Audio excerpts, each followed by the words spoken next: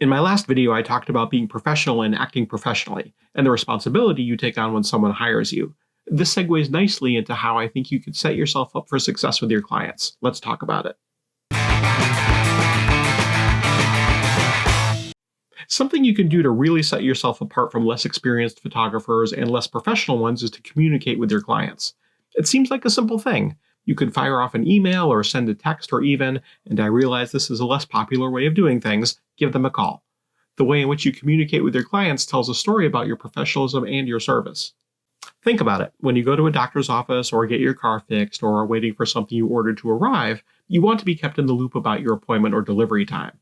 I don't like the random spam texts I get from people trying to sell me something or convince me to vote in a certain way, but I do appreciate when those texts confirm an appointment I've scheduled, or what time a service tech is supposed to arrive, or where a package is in transit. If you exist in the service economy and have your own business, it only makes sense to extend this courtesy to your own clients or couples. Give them the information they need to feel like their investment in you is worth whatever it is that they paid. You don't want to ghost them once you get their contract and retainer in hand. In my last video, I gave an example of a photographer who no-showed on someone's wedding day. If everyone or anyone had communicated with one another, that whole situation could have been avoided. That said, it's your responsibility, not your clients', to reach out and confirm all the information you're going to need to photograph their wedding. This not only sets you up for success, but it also lets the couple know you're on top of things. They're going to be nervous and excited, so it's you who needs to keep track of the itinerary and who the family portraits are going to include and in what groups. This isn't to say you're going to be a de facto wedding planner, but you should know the timeline of the day, what the couple is planning, and if they have any special requests regarding photography. Here's how I do it. When a couple first contacts me, I try to get back to them quickly. Different marketing and sales gurus will tell you different things about how quickly that should be, but personally, I don't sweat it all that much. If I'm at a wedding or at dinner with friends when an inquiry comes in, I'll get back to them after I'm done with the people who are in front of me at the moment. Then my goal is to schedule a meeting so we can talk about their plans and I can get a sense of the level of service they're going to need, the number of hours or an engagement session or albums or things like that. We pretty much have the same stuff in that regard. Once a couple books me, I let them know the dates their next payments are going to be due and that we'll meet again closer to the wedding date to talk more specifically about their plans. They'll be figuring things out along the way as their planning journey continues, so about a month before their wedding, I like to talk with them about what they've decided to do.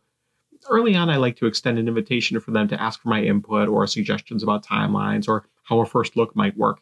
I've done this more than they have, so I might have some thoughts as to what might make a more successful event for them. That final meeting is really important.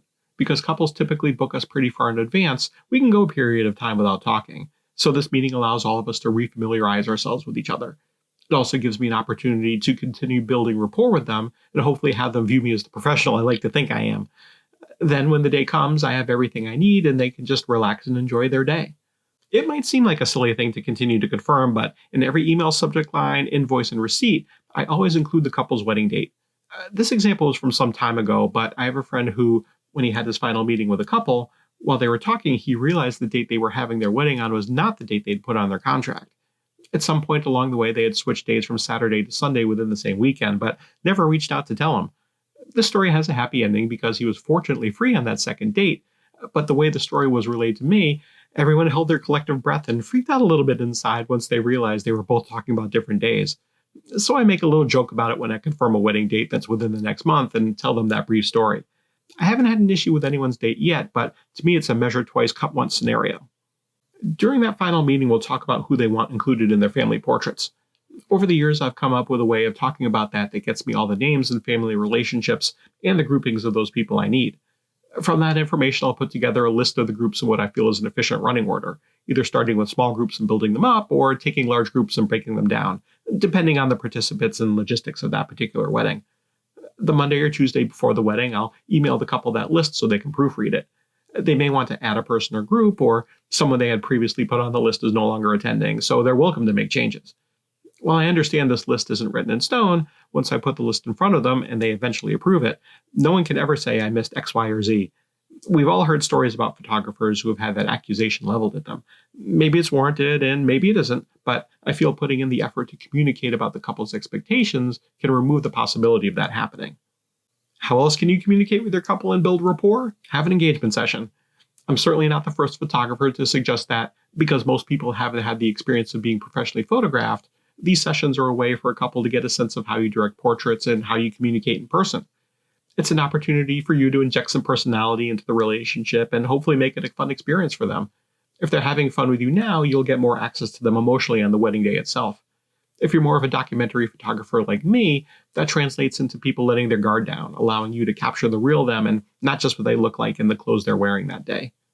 I'll leave you with one more story. Remember COVID? Of course you do.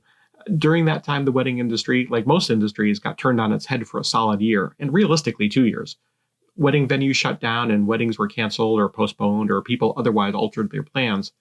There are stories aplenty from during that time, but I'm going to focus on the communication I had to do to make it through that time and keep my business afloat.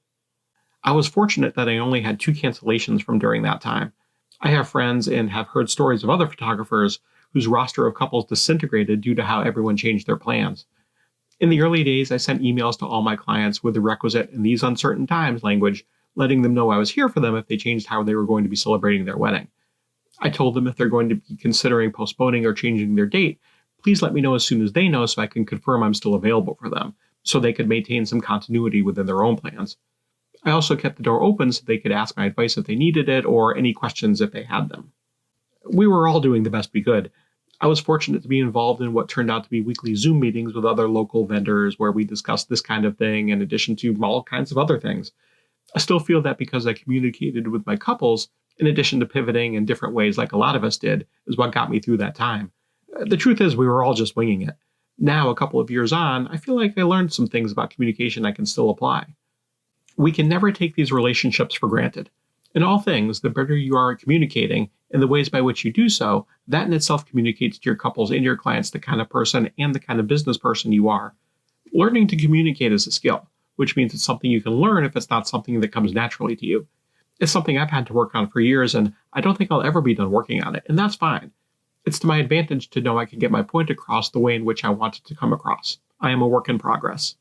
My preferred method of communicating with my couples and clients is via email. I save every email I send to and receive from my couples. There have been times I've needed to refer to something I or they said to clarify a minor confusion. Sure, you can save a text, but texting feels like you need to respond right away, where with an email, the expectation for replying is a little broader. Maybe that's just me. I text with plenty of people on a daily basis, whether it's my girlfriend or my mom or my sister or my friends. Texting takes up your time. With an email, I don't feel the necessity to immediately reply. I can think about what I'm going to say and spend some time crafting a response.